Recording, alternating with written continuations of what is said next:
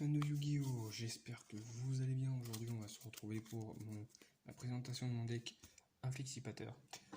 Alors, avant de commencer, je voulais vous dire 2-3 petites choses sur ma chaîne.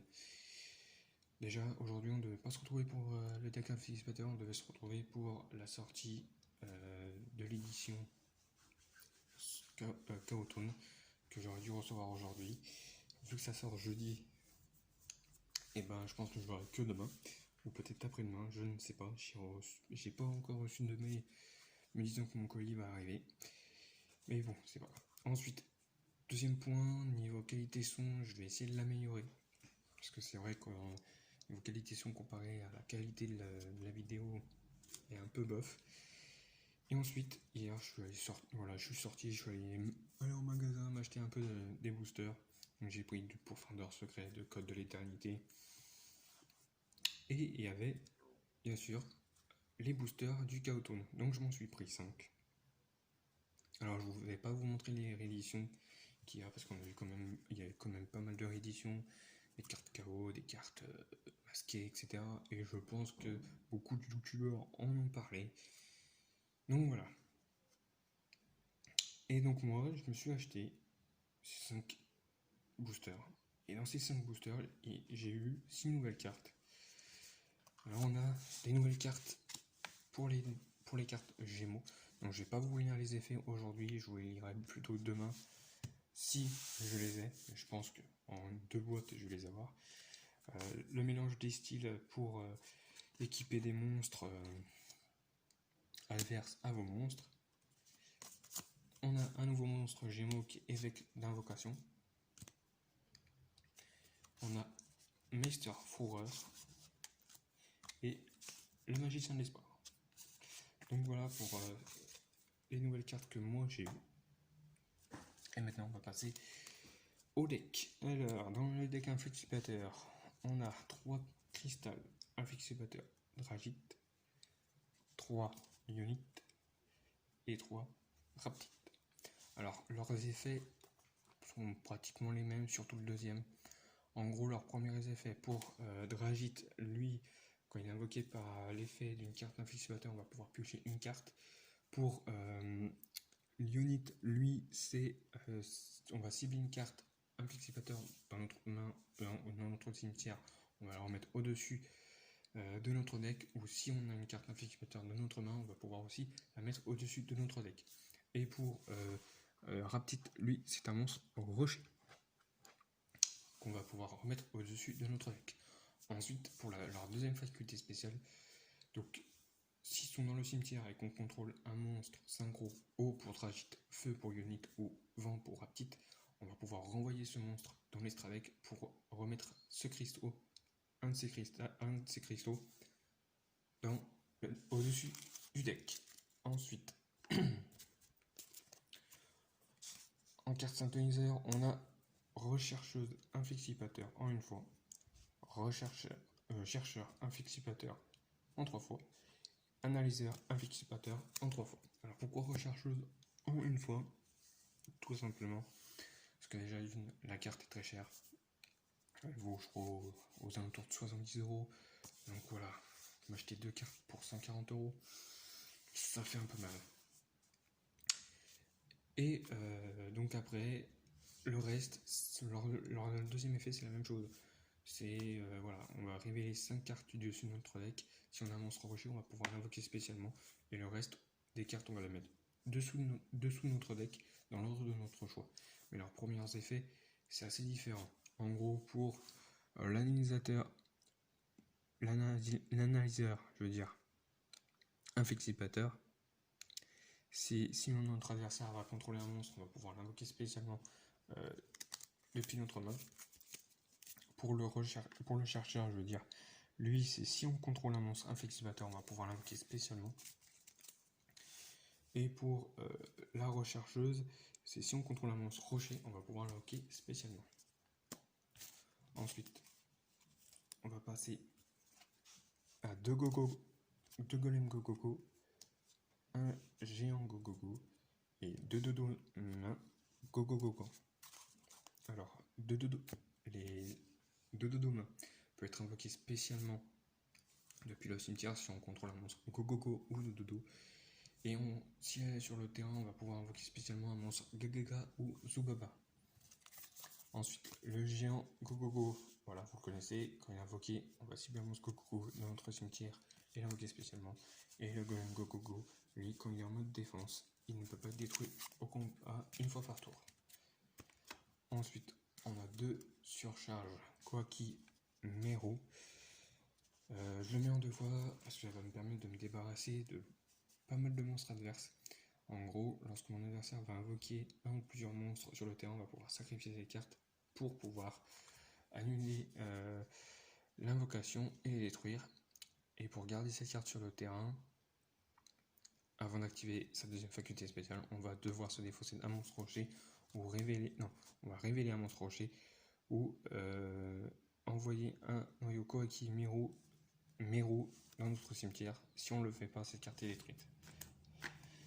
Alors j'aurais pu mettre les autres Koaki Meru comme rempart pour annuler la magie, il me semble. Le golem pour annuler les pièges et l'autre c'est pour annuler les effets de monstres. Si je me cours pas, c'est ça. Ensuite, un dragon en brique. Dragon en brique, lui, qui peut être invoqué que spécialement en bannissant 3 monstres terre depuis notre cimetière.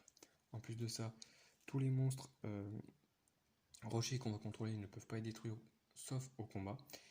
Et lorsque cette carte est détruite et envoyée au cimetière, on va pouvoir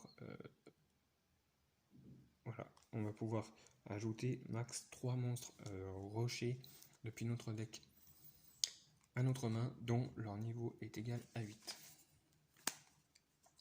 Ensuite, je mets un seul Doki Doki qui va me permettre d'envoyer un monstre rocher depuis ma main pour invoquer spécialement un monstre rocher depuis mon deck dont l'attribut et le niveau sont les mêmes. Alors pourquoi je l'ai mis qu'en une fois? Tout simplement en fait, j'ai dans mon deck 2 cartes magiques qui vont me permettre de défausser aussi des cartes. Et j'ai pas trop envie de perdre trop de cartes monstres. Même si je peux les récupérer avec les autres effets. Mais voilà. Et ensuite, Mornolith en une fois. Lui, j'hésite en fait. En gros, j'hésite. Je vous le cache pas. J'hésite vraiment à le mettre. Parce qu'en gros, ça va me permettre de sacrifier un monstre pour détruire beaucoup de monstres sur le terrain dont la défense est inférieure ou égale à l'attaque du monstre sacrifié.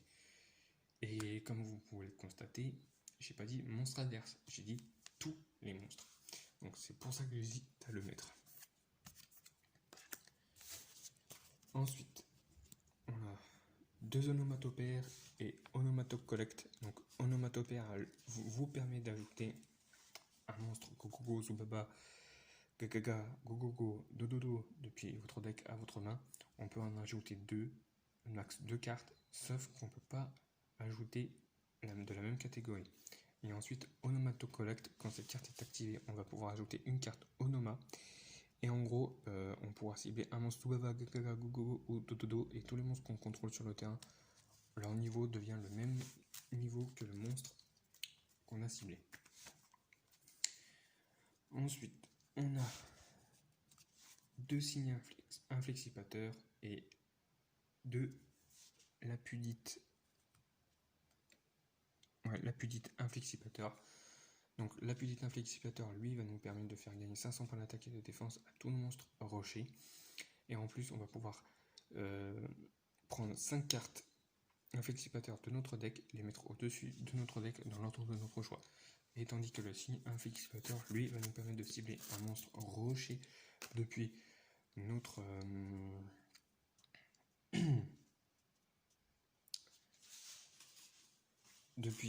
cimetière, l'invoquer spécialement. Et si on a invoqué spécialement un monstre inflexipateur par l'effet de ces cartes, on va pouvoir ajouter un monstre rocher de max niveau 4 depuis notre deck à notre main.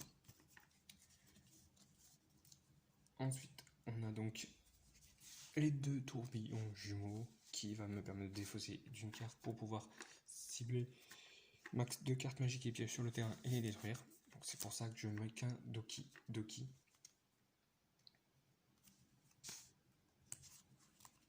Un Doki Doki, avec n'importe quoi, c'est pas un Doki Doki. Si, c'est un Doki Doki.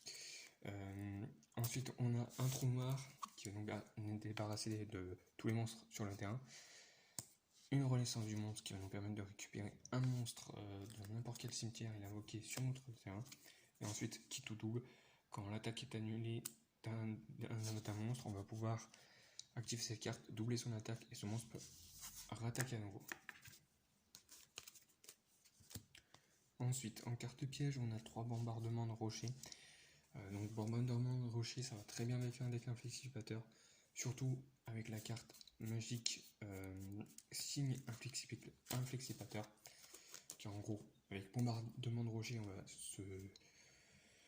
va envoyer un monstre rocher depuis notre deck au cimetière pour afficher 500 points de dommages, et grâce à la carte magique, on va pouvoir le récupérer. Et pour terminer avec les cartes pièges, on a 2 apaisements et 2 résonances inflexipateurs. Alors apaisement inflexipateur, je le mets qu'en 2 fois, parce qu'il va nous permettre de sacrifier un nombre de monstres inflexipateurs sur le terrain pour détruire un nombre égaux au monstre qu'on a sacrifié, plus une carte. Ensuite, résonance inflexipateur, lui, lorsqu'un effet de monstre est activé, tant qu'on contrôle un monstre à synchro inflexipateur sur le terrain, on va pouvoir annuler son effet et le détruire.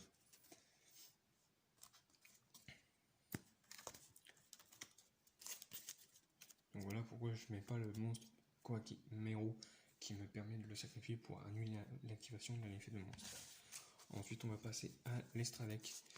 Alors en extra deck, j'ai mis un Bunchiki Arashima, tout simplement parce que quand cette carte est invoquée par lui, on va pouvoir invoquer spécialement 2 monstres du même niveau. Et après ça, on va pouvoir invoquer un monstre Xyz avec ces monstres-ci. Et lorsqu'un monstre Xyz est pointé par cette carte, va activer son effet, on va pouvoir cibler une carte magique et piège contrôlée par l'adversaire et la détruire. Ensuite, on a voilà Alkifimbrax Tristron. Lui, quand il est invoqué par lien, on va pouvoir invoquer spécialement un monstre synthoniseur de max niveau 3 depuis notre main ou deck en position de défense, mais il ne peut pas activer ses effets ce tour. Et ensuite, sur la main phase ou battle phase de notre adversaire, on peut envoyer ses cartes au cimetière pour invoquer spécialement un monstre synchro synthoniseur depuis notre extra deck. Ceci traité comme une invocation synchro, et on peut activer qu'un effet qu'une fois par tour. Mais je joue juste pour invoquer spécialement des monstres synthoniseurs. Ensuite, on passe aux Xyz avec Dragon de la Tornade qui va nous permettre de nous détacher un matériel pour cibler une carte magique et piège sur le terrain et la détruire. Un Galant Granite qui lui va nous permettre d'invoquer spécialement des monstres rochers depuis notre main, ou ajouter depuis notre main en position de défense, ou ajouter un monstre rocher depuis notre deck à notre main, bien sûr en détachant un matériel Xyz. Pour finir avec les monstres Xyz, je mets un numéro 39 Utopie double et un numéro 39 Utopie. Alors numéro 39 Utopie double, quand il est invoqué par Xyz, on va pouvoir ajouter un qui tout double, et en plus de ça, on va pouvoir invoquer spécialement un monstre Utopie depuis notre deck, depuis notre extra deck, et les matériels liens qui étaient utilisés pour l'invocation d'Utopie double vont être transférés au numéro 39, ainsi que le numéro 39 Utopie double. Et numéro 39 Utopie, lui, quand une attaque est déclarée, on va pouvoir détacher un matériel Xyz de cette carte pour annuler l'attaque. Et c'est comme ça qu'entre en jeu la carte magique qui tout double. Non seulement grâce à numéro 39 Utopie double, le numéro 39 Utopie va doubler ses points d'attaque, donc en gros elle va passer de 2500 à 5000. On va attaquer, on va annuler son attaque, on va jouer qui tout double, et là son attaque sera 10 000. Donc oui, ça fait mal. Ça fait quand même mal, et surtout qu'on peut gagner un duel en un tour. Et maintenant on va passer aux cartes monstres. Alors je mets un dragon poussière d'étoile, qui lui, lorsqu'un effet de carte est détruit, lorsqu'un effet de carte est activé pour détruire un ou plusieurs monstres sur le terrain, on va pouvoir sacrifier ce monstre, annuler l'effet et la détruire, et durant la phase on va pouvoir le réinvoquer sur le terrain. Je mets un Draco Berserker de Tenmi, qui est lui, lorsque mon adversaire va activer un effet de monstre, on peut le bannir, et si cette carte attaquant détruit un monstre à effet au combat et l'envoie au cimetière, cette carte va gagner une attaque égale à l'attaque d'origine du monstre détruit. Et ensuite, elle peut faire une seconde attaque sur un monstre durant la battle phase. Donc elle est très très forte. Et ensuite, on va passer aux inflexipateurs avec deux inflexipateurs Lyonite. Durant la même phase, on va pouvoir dévoiler les 5 cartes depuis du dessus de notre deck. Et si on le fait, on va pouvoir ajouter une carte inflexipateur dévoilée à notre main. Et on place les cartes restantes au-dessous de notre deck dans l'ordre de notre choix. Ensuite, durant le tour de l'adversaire, si un monstre feu est dans mon cimetière, on va pouvoir cibler un monstre rocher dans le cimetière et l'invoquer spécialement. On a aussi deux Raptites qui, lui, à peu près le même effet que Lyonite. En gros, on va révéler les 5 cartes du dessus de notre deck, mais lui, en gros, on va pouvoir invoquer spécialement un monstre rocher en position de défense. Et aussi, on va placer les cartes en dessous de deck dans l'ordre de notre choix. Et durant le tour de l'adversaire, lorsqu'on contrôle un monstre, non, si un monstre vent est dans notre cimetière, on va pouvoir cibler une carte dans le cimetière de l'adversaire et la bannir. Et enfin, le dernier monstre inflexipateur que je trouve très puissant, c'est Dragite en 3 fois. Dragite qui, lui, va nous permettre, durant la même phase, de dévoiler 5 cartes du dessus de notre deck. Et pour chaque monstre rocher qu'on va dévoiler, on va renvoyer des cartes égaux au nombre égal au nombre ou inférieur au nombre de monstres rochers dévoilés. Et ensuite, on va placer les cartes restantes au-dessous de notre deck. Et lorsque mon adversaire active une carte magique ou piège, tant qu'un monstre est dans mon cimetière, on va pouvoir annuler l'activation. Et si on le fait, on va détruire la carte. Donc voilà pour mon deck inflexipateur. J'espère que cette vidéo vous aura plu. Si c'est le cas, laissez un j'aime, laissez-moi un commentaire pour me dire ce que vous en pensez, pour peut-être me donner des conseils ou autres. Et puis on se dit, j'espère à demain ou à vendredi pour l'ouverture des cartons. Allez, salut!